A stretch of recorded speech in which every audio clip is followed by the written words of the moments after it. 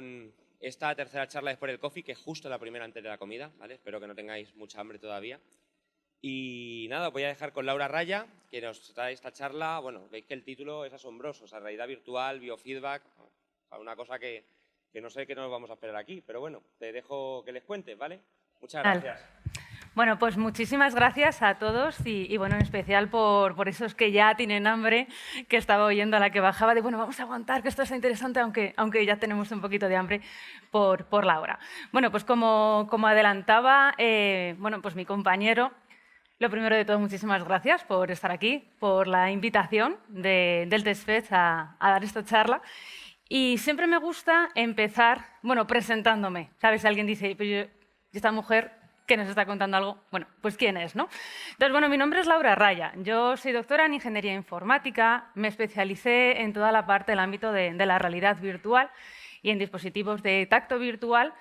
Y la verdad que siempre en mis conferencias digo que he tenido la gran suerte de poder llevar en todo esto del mundo de la realidad extendida desde el 2006. ¿Y por qué la gran suerte? Porque he podido vivir cómo ha evolucionado y he podido vivir aquellos hype que nunca llegaron a nada de aquellos que sí. Y desde entonces, desde el 2006, que yo empecé con un proyecto en el que, bueno, pues como ingenieros y expertos en realidad virtual ayudábamos, generábamos un sistema de entrenamiento para cirugía artroscopia a través de realidad virtual para los cirujanos. Bueno, pues ahí he sido miembro de muchos proyectos, luego pasé a liderarlos, ¿no? Como lo que es la evolución. Y realmente todo ello también llevó a lo que acabas aprendiendo en tu día a día, en la investigación, trasladarlo a las clases, ¿no? Por lo tanto, yo soy mayoritariamente profesora e investigadora. Yo trabajo en UTAD, es un centro universitario en tecnología y arte digital, y allí dirijo 2 posgrados que llevamos desde el 2013 teniendo centrados en cómo formar a aquellas personas que se van a dedicar al mundo de la realidad virtual, la computación gráfica y la simulación. Pero yo creo que cuando alguien se dedica a esto de las realidades virtuales, que está en continua evolución y en continua aparición de cosas, la investigación viene de la mano y, por lo tanto, bueno, yo soy la directora del centro universitario de toda la investigación y de verdad ponemos mucho empeño en que se pueda averiguar y en poder aportar tanto las ventajas de ese tipo de tecnologías inmersivas como las desventajas, ¿vale? Que muchas veces estamos muy acostumbrados, ¿no? Con el hype, ahora este año es el de la IA, ¿no? De esto es increíble. Bueno, pues tiene cosas buenas, cosas malas y hay que investigarlas, ¿vale? Además, yo creo que el hecho de llevar desde hace tanto tiempo y con los últimos años con la parte de realidad virtual, asumí un papel de divulgadora, como os digo, para acercar a las casas. Ahora os preguntaré, ¿no? De hecho, vamos a ir a ello. De los que estamos aquí, que poco a poco siguen entrando más, por favor, levantadme la mano, quienes en algún momento, o todos los días o en algún momento en alguna feria, ha probado unas gafas de realidad virtual. Levantadme la mano para ver. Vale, genial. Y otra pregunta, y de los que estamos aquí, ¿cuántos han probado la realidad virtual en algo que no era un videojuego? Venga, tenemos bastante gente. Vale, pues genial, porque eso es importante y es una de las cosas de mi función como divulgadora, que quizás en algún momento, algún proyecto, a mí misma me habéis podido ver en televisión, en prensa o en radio. La realidad virtual está muy bien en videojuegos, pero puede servir para muchísimas cosas más. Y al final, ¿por qué? Cuando hablamos de realidad virtual, y nos vamos a centrar en esta charla en la virtual, no vamos a centrarnos en la mixta u otro tipo de realidades, estamos hablando de cuando vamos a construir un entorno total y absolutamente por ordenador, simulado, ¿vale? Un entorno en el que queremos sustituir el mundo físico. Es genial, porque se nos abren un montón de creatividades de cómo realmente cojo el cerebro de alguien, se lo hackeo y le digo, tú ya no estás donde estabas, estás donde yo he creado. Y sin duda es algo total y absolutamente fascinante, ¿no? Lo que pasa es que a veces, de hecho, en algunas clases de los máster, además aquí para que haya algún alumno, y seguro que en clase me ha escuchado, no es como si vamos a engañar al usuario, ¿no? Pues en el fondo quizás sí, porque si lo que tenemos es que decirle ya no estás donde estabas y ahora estás en otro sitio y lo que le estamos es hackear el cerebro absolutamente para que crea que sí, nos tenemos que centrar y poner el foco en que se olvide de todos los sonidos, tacto, sensaciones, vamos, de todos los estímulos externos que le hagan acordarse de que está en el mundo de VR. Y en nuestro afán, y vamos a ver mucho, ¿vale? En nuestro afán hemos llegado a tener dispositivos de tacto virtual. Este es el... Pues, por ejemplo, yo aquí cuando trabajaba más con tacto virtual, directamente guantes. En este caso son kinestésicos y por eso hay un exoesqueleto arriba, ¿vale? No puedes tocar cosas en el mundo físico si estás en un mundo virtual que no coincide, o lo que es peor, y cuántas veces nos ha pasado que de repente en VR un diseñador ha dicho y coge el objeto, y haces así, y dices, no hay objeto. Y entonces nuestro cerebro automáticamente dice, bueno, venga, me lo voy a creer, pero sé que no hay objeto. Entonces todo esto nos vuelve otra vez a recordar, bueno, pues este es un mundo VR. Pero los que ya estamos muy, muy obsesionados con que se lo crea, bueno, pues aquí hay prototipos, como podemos ver, absolutamente comodísimos, ¿no?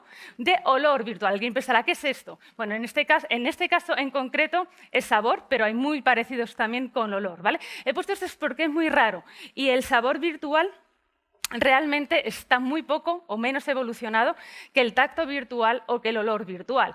Pero ahí estamos, o ahí están. Yo casi siempre me quedé en el tacto, ¿no? Pero hay muchos investigadores centrados en si vamos a hackearlo todo, lo hackeamos, y si no, hemos venido a jugar, ¿no? Entonces, es nuestro objetivo absolutamente número uno, porque si conseguimos esto, estudios nos demuestran que la realidad virtual puede producir emociones, reacciones, pensamientos, increíble, ¿no? Además nos dicen, si yo tengo un paciente fóbico ante un estímulo, ¿vale?, que tiene miedo, en realidad virtual va a sentir la misma ansiedad, el mismo miedo y el mismo pavor que si lo hiciera en la vida real. Y alguien pensará, ¿por qué le hacemos esto? Para ayudarle, ¿vale? Para ayudarle, no por ninguna otra razón.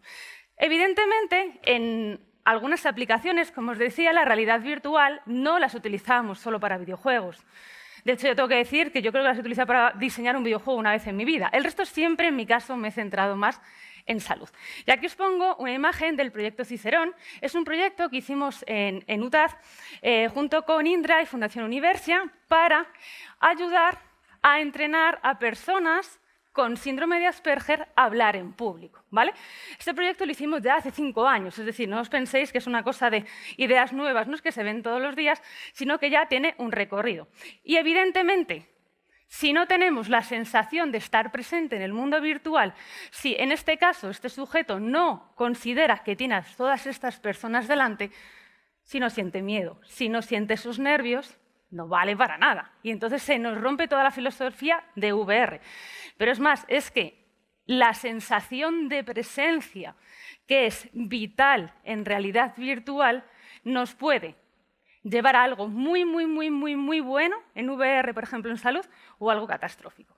Cuando hablo de presencia, hablo de esa sensación de sentirse presente en el mundo virtual, en ese mundo que yo me he inventado. No hay ningún otro medio audiovisual que nos produzca presencia.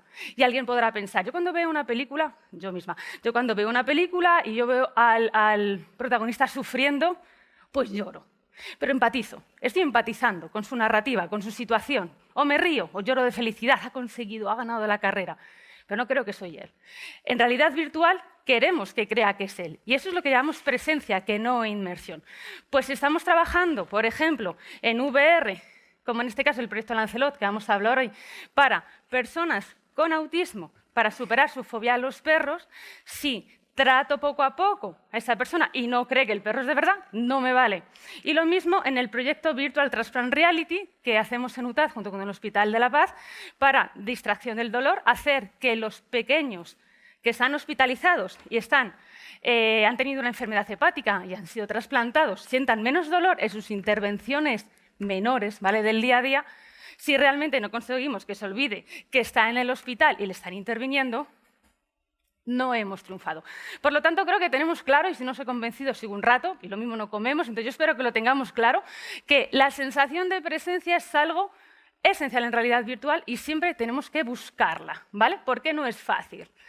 Pero por otro lado, hay otra estupenda característica que nos dice la realidad virtual, lo que nos proporciona la realidad virtual, que es lo que llamamos el virtual embodiment. Es esa capacidad que tiene de poder sentir que eres otro avatar, otra persona.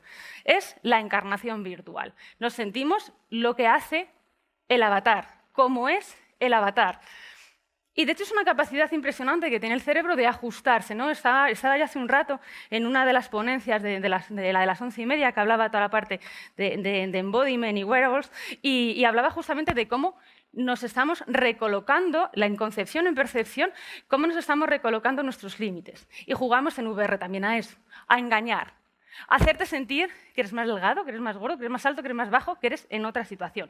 De hecho, en este proyecto, el proyecto Cenizas, es un proyecto que también dirige hace unos añitos, lo que hacíamos era poner al usuario en el lugar de un niño que tenía un trastorno, ¿no?, postraumático de la guerra de Siria. Nosotros queríamos demostrar, todo el momento de los refugiados y tal, yo creo que era por el 2017, de así se sienten, ¿no?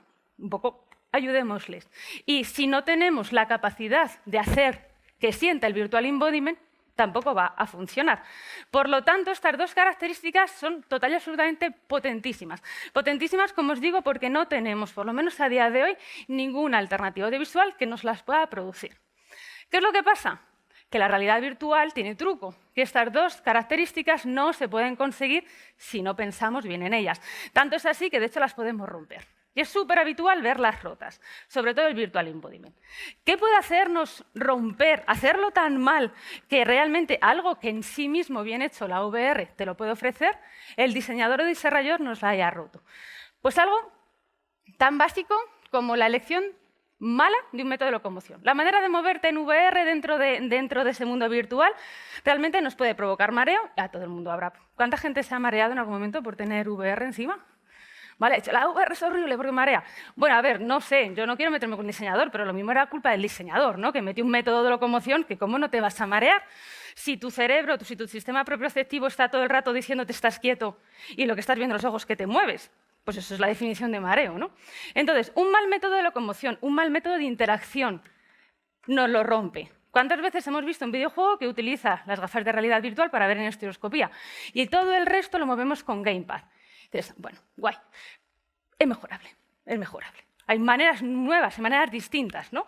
Un problema de espacio de trabajo, ¿no? Estás súper metido ahí en faena y corres y dices, me he chocado contra una pared, ¿vale? No voy a preguntar cuánta gente se ha chocado con VR, levantaría yo la mano a la primera, ¿vale? Pero que quede en la intimidad de cada uno. Un avatar poco familiar. Poco familiar no me refiero a que yo me crea que le conozca previamente, sino que realmente sienta que es posible, ¿vale? Y ya entraríamos en realismo no de avatares, un mal rendimiento, o como os decía antes, conflicto entre sentidos sensoriales, ¿no? Yo siento una cosa y paso a la otra. Por lo tanto, al final, ha habido mucha investigación para ello, mucha investigación de cómo tengo una mejor presencia, cómo tengo un mejor virtual embodiment, qué me rompe. Pero no lo tenemos solucionado. No lo tenemos solucionado para nada, porque si en algún momento habéis entrado en un mundo de VR y habéis tenido la enorme suerte que a alguien de los diseñadores se nos ha ocurrido ponerte un NPC, un personaje no jugable, a explicarte cosas, habréis vivido esto. Tú te pones las gafas y aquí tienes al personaje. En este caso es Mark Zuckerberg en el metaverso de Meta, pero puede ser cualquier persona, ¿vale? Tienes un personaje que te mira y que te cuenta una historia, ¿vale? Una historia que te puede gustar o no te puede gustar. Y tú, en el salón absolutamente de tu casa, te sorprende la historia. Y hablas, estoy venido arriba, estoy contento. Y tú lo que estás viendo en ese avatar que te acompaña y te está explicando qué haces aquí, ¿no?, te sigue hablando de la misma manera, ¿vale? Pero entonces a lo mejor te está contando, están pasando cosas tremendas, él te sigue contando, porque de alguna manera tenemos que contar la historia, ¿no?, porque vamos a por la presencia. Y a lo mejor lo que está sucediendo es que está contando que se va a acabar absolutamente el mundo, que tienes que correr, con muy buena animación, ¿eh? Y entonces tú absolutamente pues estás lo que hace la VR. Total y absolutamente, no puede ser, no quiero quitármelo, estoy mareado, estoy sudando, estoy totalmente con el pulso. Adivinad. Encima te dice, ¡qué bien! Tienes un reto, ¿vale? Automáticamente, ¿qué es lo que siente el cerebro? Lo que siente el cerebro es, algo pasa. ¿Vale? Ya me loco, por aquí tenemos un problema. Yo estoy totalmente nervioso o totalmente eufórico, estoy mareado. Yo he visto reacciones de todo tipo en VR, pero el avatar es indistinto a lo que yo hago. ¿Qué es lo que hemos roto? La presencia, sin duda, ¿vale? Pero ¿por qué no hablar de en un momento dado en el que a alguien se ha currado muy mucho el que nos sintamos dentro de un avatar, dentro de ese virtual embodiment, ¿no?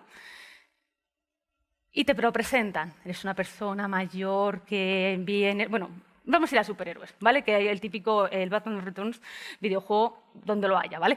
Y entonces te dice, eres Batman. Y además está súper currado, ¿vale? Porque si lo habéis visto, tú coges, te pones el casco de Batman, te ves en un espejo, es una de las técnicas de Virtual Embodiment, y dices, ¿cómo no voy a ser Batman? Si me estoy viendo en un espejo y soy Batman, ¿vale? Y toda la narrativa, al final, te dice que eres Batman. Y vamos a poner que viene alguien, ¿no? Viene uno de tus compañeros y amigos en el mundo virtual y te comenta, y tú le puedes decir, porque la VR, la gracia que tiene es que el usuario es libre, 360, se mueve por todo el mundo y hace lo que le da la gana. ¿Y cuántas veces nos hemos puesto una gafa de VR? Hay un diseño muy concreto de haz esto, y el usuario dice, voy a dar una vuelta, que ya que puedo, ¿no? Y voy a tocar todo lo que puedo tocar. Es un peligro, porque hay cosas que no puedes tocar y dices, ah, pues lo mismo es simulado. Y en ese mundo tú de repente decides que quieres tocarte la capa de Batman. Y no hay. O tu usuario, tú le dices a tu compañero, me duele la cabeza porque la ergonomía de las gafas son a veces tan malas que me pesa. Tu compañero te sigue mirando así. Todo ello, al final, nos rompe absolutamente la sensación de presencia y la sensación de virtual embodiment. Y de verdad, una de las cosas muchas veces que hablamos de realidad virtual es, hay que tener un poquito de imaginación, ¿no? Hay que meterse, ¿no?, en el papel para creernos que estamos ahí. Nosotros al final luchamos para que, aunque no te lo creas, ahí esté. Y de hecho, la mayoría de las veces al principio tú ves a alguien que se pone las gafas, no, esto no me lo voy a creer, le das un susto al principio y sale corriendo, ¿no? Y se las quiere quitar, te las has creído, ¿vale? Pero lo cierto es que en el fondo, si eso lo mantienes durante un tiempo, es muy difícil sentirse que eres alguien que no impacta en el medio o que realmente el mundo virtual no te tiene en cuenta. Entonces, bueno, todo esto, para llegar a entender la lucha, la investigación y el tiempo dedicado a por qué queremos potenciar la presencia. Y pensamos, ¿y el usuario qué papel tiene? Cuando nosotros construimos un mundo de realidad virtual, ¿el usuario qué papel tiene? Y en general es una persona que la queremos seducir, ¿vale? La queremos seducir con una imagen estereoscópica impresionante que piensa que la gente está cerca o está lejos, con unos sonidos envolventes, unos sonidos inmersivos. La queremos seducir a día de hoy con vibraciones en los mandos o con un hand tracking que se ve la mano, ¿vale? Y todos, si habéis visto un momento de hand tracking, suerte si es una mano parecida a la tuya, pero bueno, a la vez ya haces así y dices, oh, es mi mano, ¿no? Y entonces nosotros nos preguntamos, ¿pero por qué estamos usando solamente al usuario como receptor de nuestra salida si él es un ente, ¿no?, que tiene mucho que decir?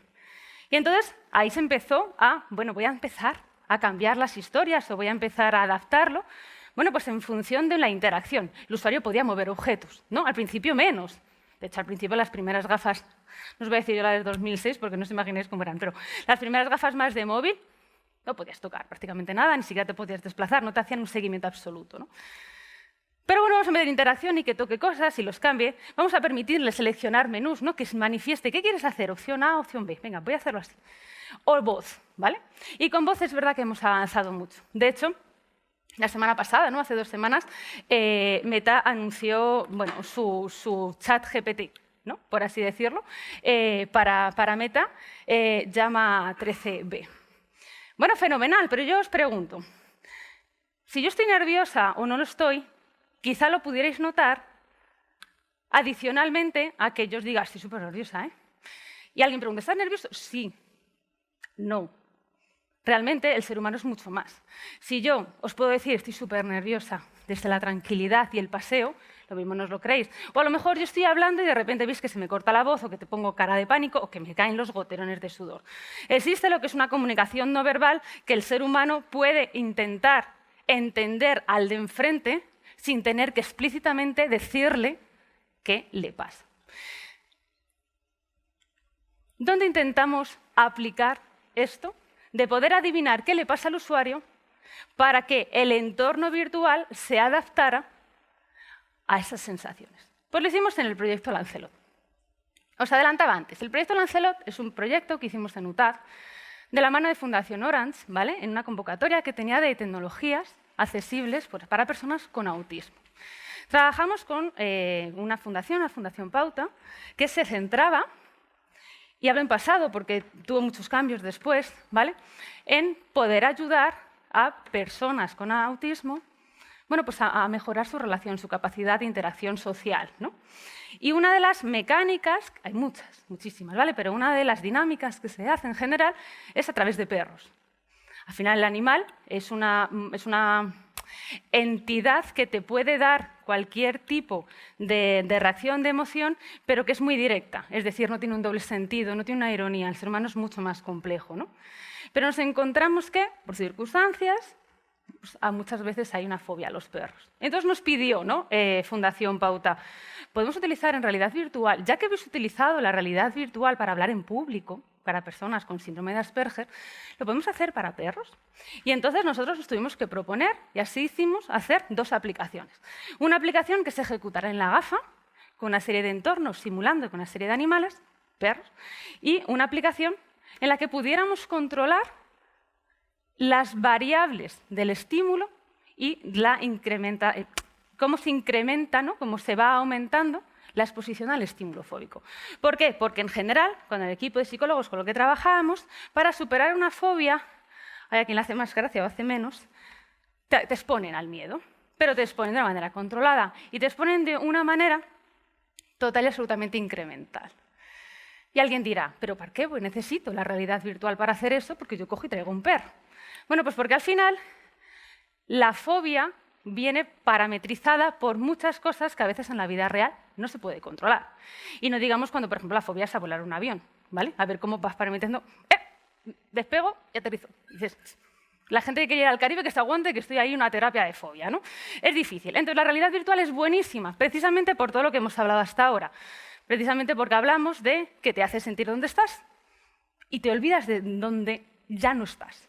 Y por lo tanto reaccionas igual. Entonces nosotros nos generamos una serie de entornos basándonos en ¿qué? Pues nos basamos en diferentes niveles de exposición, ¿de acuerdo? ¿A partir de qué? Pues al final nos dicen, y si alguno que tiene fobia a los perros lo sabrá, que nos da por diferentes dimensiones, diferentes variables.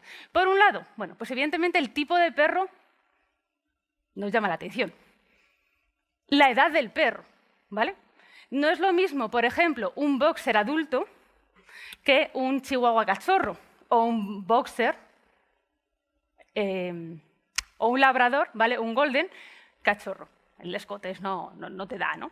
Pero claro, cada uno de ellos tiene un carácter, un nerviosismo, un tipo de ladrido que da. Pero adicionalmente también no es lo mismo encontrarte con un perro que está allí encerrado que con un perro que está aquí y yo no puedo salir huyendo. Y eso lo podemos modelar total y absolutamente en VR, porque lo único que tenemos que hacer es el equipo de desarrollo, el equipo de modelado, nos genere diferentes entornos y nos genere diferentes momentos para elegir. ¿Cómo elegíamos en cada uno de esos momentos? Es decir, ¿cómo decidimos tú? Es tu primera sesión, ¿a dónde nos vamos? Al final, si lo veis, definimos el más básico es yo estoy dentro de casa y el perro está en el jardín. Y pueden ser cualquiera de estos perros. El siguiente, yo estoy en un parque que está cerrado, pero es un parque, y en el parque de al lado tenemos un perro modelado. Estamos en una calle que es grande. Estamos ya en el mismo parque. Yo puedo salir huyendo, pero estamos en el mismo parque. Estamos en un callejón. Lo de salir huyendo ya es relativo, ¿vale? Y por último, estoy en el jardín de casa en el que es el perro o yo, ¿vale? Por lo tanto, tengo que poder elegir cada una de esas escenas, tengo que poder elegir cada uno de esos perros, tengo que poder elegir cada comportamiento del perro en cada uno de los sitios, ¿vale? Y es las pautas que el psicólogo va eligiendo en la herramienta. Y entonces determina, bueno, la historia que me voy a contar al usuario, estás en un parque, estás en tu casa, este es tu perro, el perro es así, lo elige un ser humano especializado en fobias, lo cual es maravilloso y, por cierto, tiene que seguir estando, ¿de acuerdo? Y adicionalmente, con esto de exponer al usuario a una fobia, sabemos que no es la aplicación más satisfactoria de la vida, ¿vale? Nosotros cuando hemos expuesto, incluso en algunas charlas, ¿no? Dices, ¿te quieres enfrentar a tu fobia? Ponte las gafas, no se pasa bien, ¿vale? Es una demo que puede hacer mucha gracia al resto de gente que te ve, ¿no? Histérico, pero tienes una fobia. Hay que hacerlo de manera controlada. Y entre algunas cosas, o entre algunas de las características que necesita saber el psicólogo, evidentemente es cómo te sientes. Y tenemos la opción, y de hecho el psicólogo suele hacerlo, de nivel de ansiedad del 1 al 10, ¿cómo la tienes? 2. Puedo seguir, ¿no? Exponiéndote. 8. Voy a frenar. Siguiente día seguimos. Pero por si acaso mientes, ¿no? Porque esa sensación de tengo un 2 y le ves ahí que se está ahogando, se usan biométricas, ¿vale? Entonces, nosotros elegimos un dispositivo en concreto, nosotros en este caso elegimos Empática, ¿vale? Que es bueno, pues un reloj de pulsera pensado para investigación, porque si no, a veces los relojes de pulsera, rollo Apple, etcétera, no te las dan en tiempo real, ¿no? La variación, sino, bueno, te van haciendo medias, te van comparando. Y claro, no la podíamos jugar. Entonces elegimos Empática, que nos daba 3 biométricas, ¿vale? El pulso, la respuesta galvánica y la temperatura. Sabiendo que el pulso es el número de latidos, fenomenal. La respuesta galvánica son las variación de las características eléctricas, la conductividad. Entonces, si yo estoy muy nervioso, sudo más, si sudo más, pues la conductividad va más rápida y, consecuentemente, yo sé que el usuario tiene un poquito de ansiedad porque está sudando, ¿vale? Y, por otro lado, la temperatura. Como os digo, nosotros en este proyecto, en el proyecto Lancelot, lo hicimos a través de Empática, pero luego en otros proyectos, como por ejemplo el Hospital de la Paz, Virtual Transplant Reality, por ejemplo, hemos usado este, que es menos preciso, pero nos valía, ¿vale? Luego nos dimos cuenta que quizás no era necesario tener en tiempo real todas las variaciones, sino que podíamos agruparlas en fracciones de 10-20 segundos máximo, ¿vale? Y la aplicación, bueno, pues te iba indicando sube, no sube, para que muy inteligentemente el psicólogo dijera no te expongo más, sí te expongo más, ¿vale? Pero entonces, bueno, llega el ingeniero, ¿no? Y dice, el ingeniero soy yo, quiero decir, o sea, la figura del ingeniero, y dice, vamos a venirnos arriba, ¿vale? Que ya si eso lo hacemos nosotros. Y evidentemente, yo de mí misma también dije, pero el psicólogo siempre al lado, que yo no me quiero hacer responsable de que alguien realmente se ponga nervioso. Entonces, la aplicación Lancelot se regula ella sola, lo que pasa se regula ella sola, pero siempre decimos que tiene que estar supervisando el psicólogo, ¿de acuerdo? El psicólogo va a seguir teniendo la capacidad de elegir cada uno de los escenarios, siempre, pero si quiere puede dejar fluir, por así decirlo, a la propia aplicación. ¿De cómo? Bueno, pues muchas de las cosas que van a suceder en el comportamiento del perro, ¿dónde está? ¿Qué hace? Se tumba, ráscame la barriguita, se pone más a ladrar. En el fondo, nosotros podemos determinarlo en función del pulso. ¿Y por qué estas características? Estas características principalmente porque el pulso cardíaco es mucho más rápido de que suba y que vuelva a bajar. Quiero decir, yo ahora me asusto, alguien me asusta, ¿vale? Y se me pone la frecuencia cardíaca a 110, 120 pulsaciones y nada, 2 minutos después me relajo y la pulsación la bajo. Por lo tanto, cosas instantáneas, cosas que realmente sea, el perro corre por aquí, se está poniendo nervioso, el perro que corra por otro lado, lo podemos controlar con el pulso. Pero luego, cosas más generales que al final se deciden al principio de esa sesión de terapia, pero no constantemente, lo podríamos definir con la respuesta galvánica, que siempre nos da esa capacidad de saber qué ansiedad tiene, ¿no? El estrés. Y la respuesta galvánica, si yo me pego un susto muy, muy, muy grande y estoy con muchísima ansiedad y me pongo a sudar, por mucho que de repente me relaje, mi conductividad sigue un rato. Por lo tanto, es muchísimo más lenta de restablecer. ¿Qué elijo entonces a través de la respuesta galvánica? El lugar de exposición, como os decía, el parque, la casa, etcétera, el callejón, o la propia raza del perro, para la siguiente.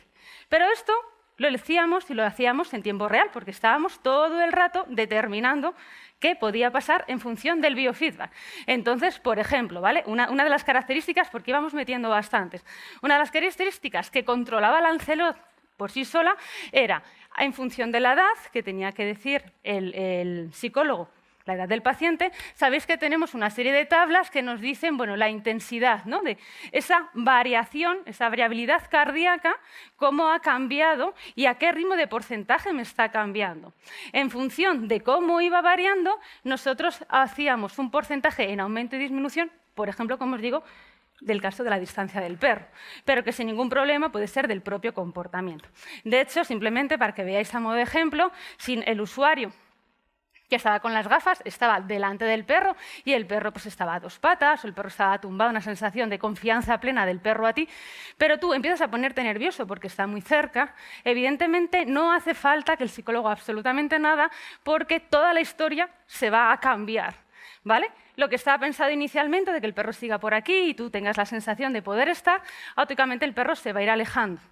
Si seguimos detectando que el aumento de la variabilidad cardíaca va, ¿no? Todo solo va para arriba, el animal, en este caso el perro, se va a ir alejando y se va a ir alejando y su comportamiento se va a ir adaptando a algo probablemente mucho más tranquilo, ¿no? Va a dejar de ladrar, va a dejar de hacer aspamientos, va a estar más tranquilo y se va a ir, ¿vale?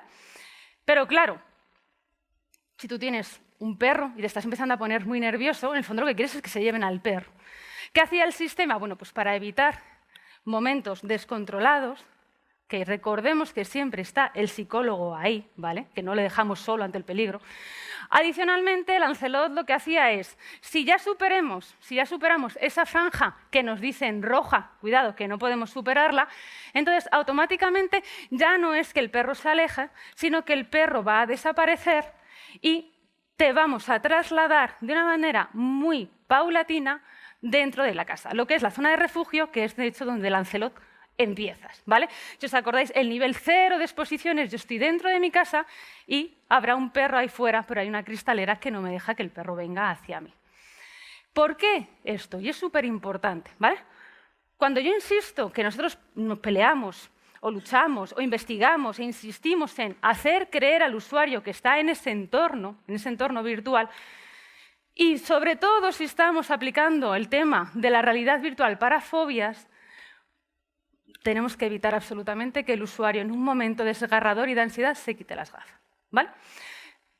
¿Qué le va a pasar? Pues le va a pasar que su cerebro entra en otro shock, ¿vale? Es como, yo estaba en un peligro, pero ahora no estoy.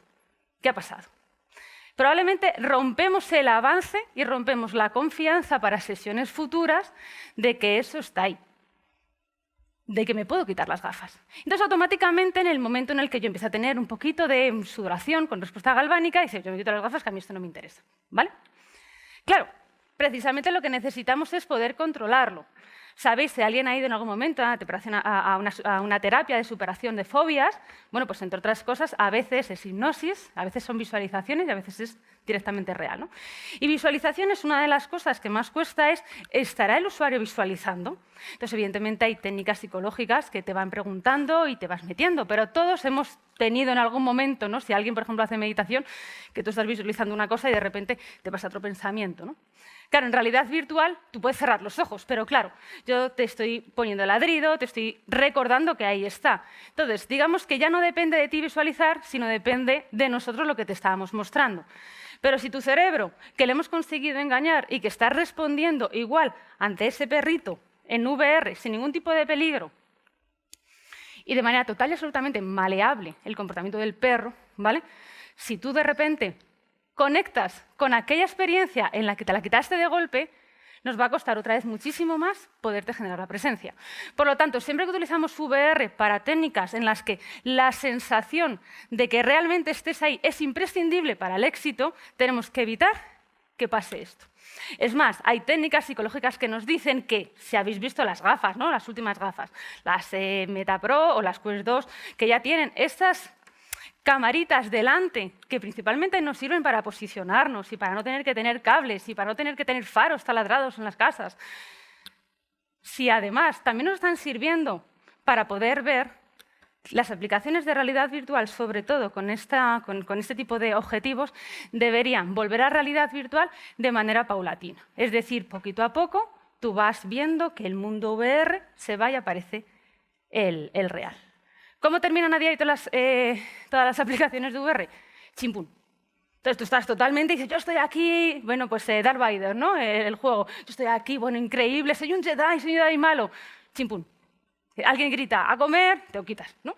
Vale, venga, pongamos que se ha roto la presencia, se ha roto el virtual embodiment. Pero claro, estamos en algo que hacer eso nos puede ser contraproducente en la terapia. Por lo tanto, de ahí que para intentar que no se quite las gafas de golpe, no te preocupes, tú confía en nosotros, que si te sientes mal, yo te quito al perro y te pongo en otro entorno. ¿Qué pasa al cabo de los minutos? Al cabo de los minutos tenemos dos opciones. O el psicólogo ha decidido reiniciar mientras tú estás en estado de refugio y ponerte en otro sitio o terminar la sesión, fenomenal. Pero si el psicólogo quiere que estés ahí, llegará un momento en el que tu pulso cardíaco bajará.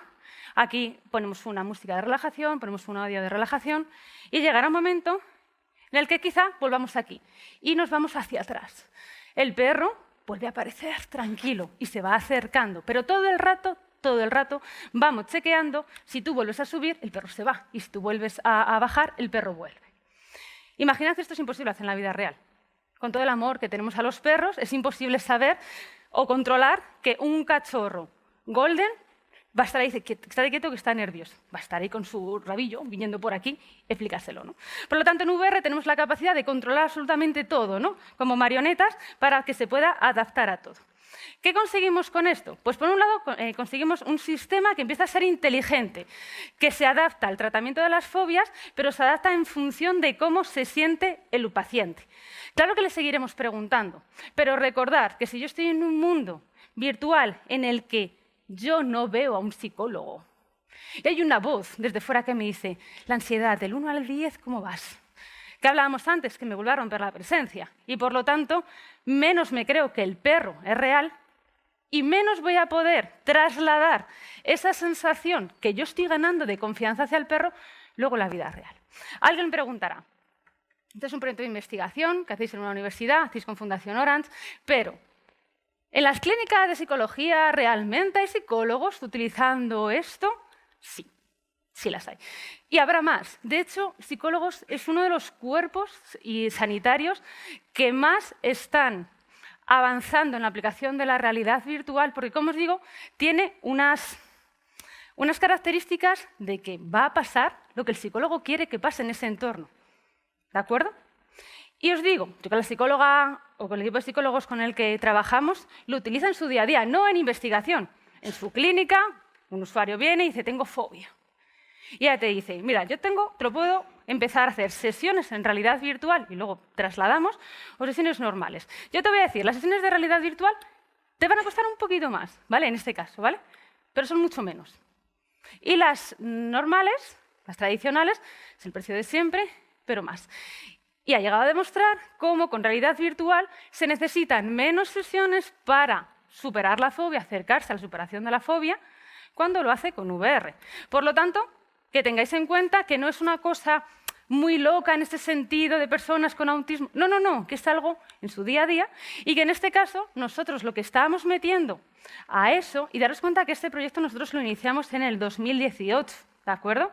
Que ahora esté más aplicado, porque ahora la VR está más en distintos sectores, es gracias a este tipo de investigaciones locas, ¿no? De, vamos a hacerlo así, ¿no?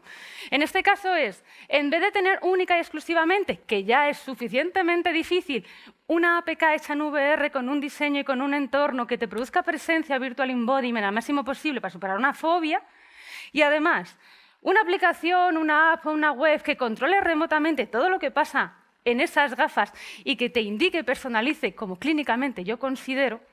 Adicionalmente a eso dijimos, nos venimos arriba y la narrativa lo hace a partir de cómo te sientes. Claro, eso en este caso hablábamos de un perro, ¿vale? Hablamos del comportamiento de un perro, que ya son muchas cosas, ¿vale? Ya son muchas animaciones encadenadas que tienen que ir variando y planificación de narrativa que tiene que ir variando. Pero evidentemente, ¿qué nos surgió con este proyecto? Pues allá de tener una aplicación en Fundación Orange que pueda ser utilizada por las asociaciones, por psicólogos y pensada para autismo, ¿vale? Una línea abierta para adaptar otro tipo de NPCs, ¿vale? Evidentemente es mucho más complejo, porque hablamos, en ese sentido, si el NPC habla, de reestructurar las conversaciones, pero como os digo, nosotros tenemos lenguajes de planificador, ¿no? De historias que se pueden ir cambiando y se pueden ir adaptando a lo que vaya sintiendo, evidentemente, el usuario.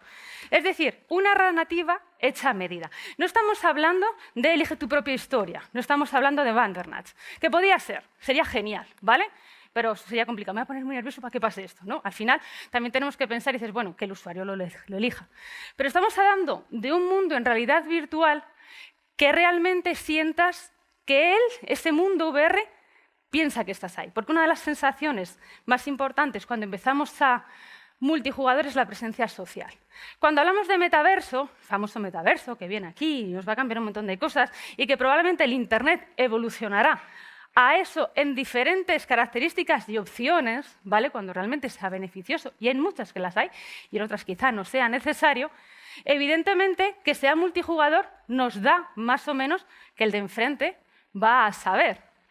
Y de hecho, es curioso, ¿no? Porque intentamos constantemente ver que el avatar hace lo que nosotros hacemos. Y tenemos otro biofeedback como el reconocimiento facial, que a día de hoy, sobre todo, lo tenemos o está investigándose para que tu avatar, es decir, el avatar del de enfrente, si la persona en su casa está con los ojos cerrados poniendo caras horribles, el avatar no esté como Mark Zuckerberg.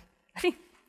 Pero, sin embargo, nosotros proponemos, eso está genial, ¿vale? Está genial. Y, de hecho, pues, y porque tengo algunos alumnos aquí delante, mañana tenemos una clase dentro de un metaverso, ¿no? Entonces, claro, será curioso, y es una cosa que estamos investigando, será curioso cómo si la profesora, por ejemplo, se enfada o dice, bueno, hacedme caso, su avatar estará así. Entonces, ahí sin duda hay mucho que trabajar. Pero nosotros, ¿qué proponemos? Que adicionalmente a eso, detrás del casco de VR, detrás de ese avatar hay una persona. Y en nuestro caso, que es por salud, hay una persona que le pasa algo. Y hay una persona a la que tenemos que ayudar. Por lo que pensamos que tenemos que seguir investigando para que el sistema, la VR, tenga en cuenta cómo está esa persona. Tenga en cuenta realmente qué le está pasando y nos adaptemos.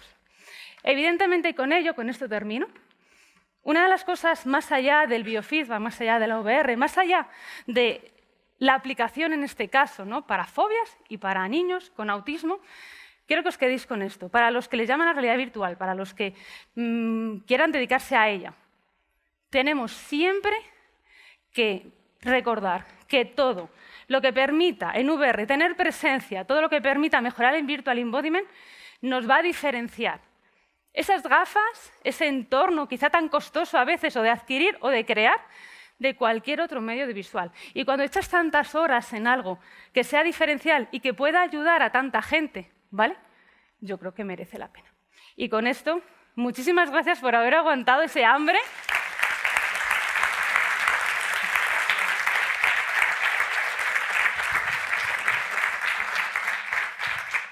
Bueno, muchas gracias, Laura. Tenemos turno de preguntas, tenemos un ratito. Hola, muy buena. Enhorabuena, porque estas charlas son las que me gustan, que me revientan la cabeza, como yo digo, la verdad. Y viendo las líneas que tenéis abiertas, en mi entorno hay tengo amigas psicólogas para parte de adicción.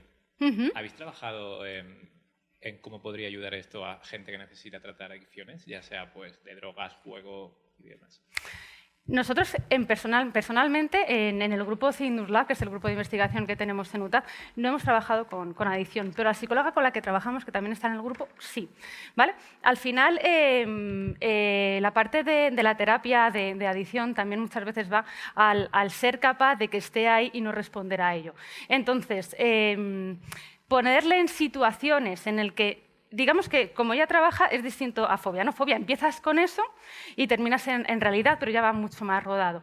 En el caso de cómo trabaja ella con adicciones es normalmente al revés. Empezamos con esa terapia en la que te tenemos que quitar, pasas quizá ese periodo de mono, vas reduciéndolo, pero luego tenemos que entrenarte en esa adicción y en ese comportamiento social a cómo vas a actuar cuando ese estímulo aditivo está ahí. En la generación de entornos, de habilidades sociales, de habilidades comportamientos, nosotros sí que hemos trabajado. Y es muy curioso. Y te lo digo porque es similar, ¿no?, como ella lo hace. En Virtual Transplant Reality, al final, yo os he puesto el ejemplo de distracción del dolor, pero ese proceso es muy grande, entonces tiene otras grandes dos líneas, ¿no?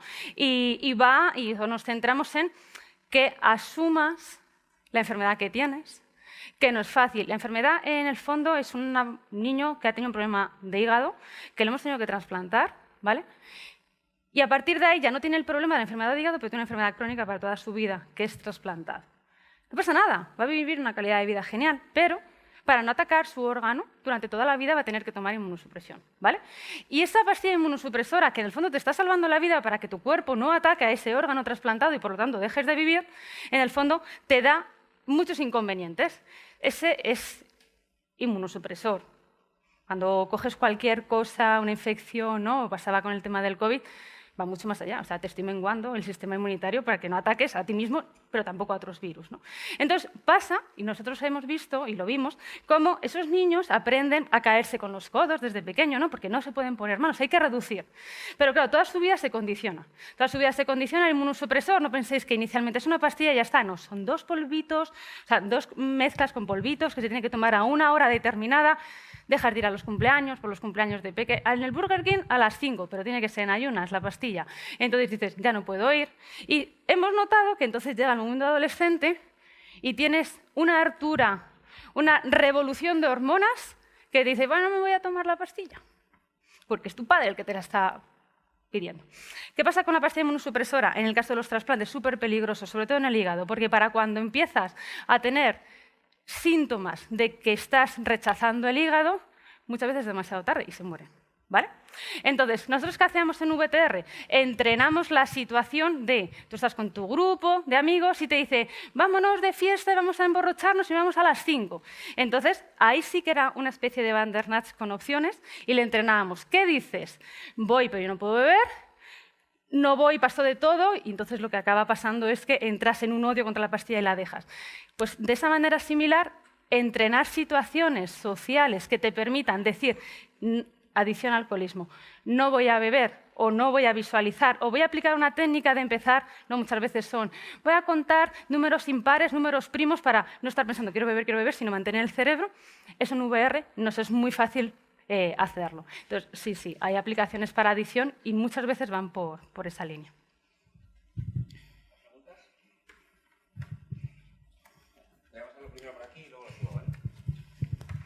Buenas, Laura. Muy buenas, Diego. Muchas gracias por la presentación. Quería preguntarte, ¿vosotros utilizáis el biofeedback para dar información, en este caso, al terapeuta? O al sistema. O al sistema. Sería interesante también dar ese feedback también al paciente para que él sea él el que pueda, por ejemplo, corregir o controlar esas respuestas fisiológicas.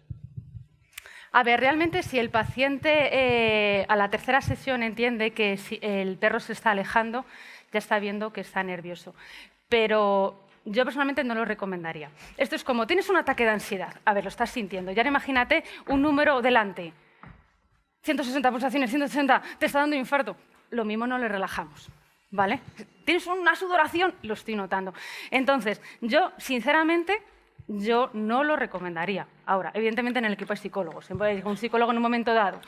Quizás al principio, quizás en un sistema de autorregulación, sí.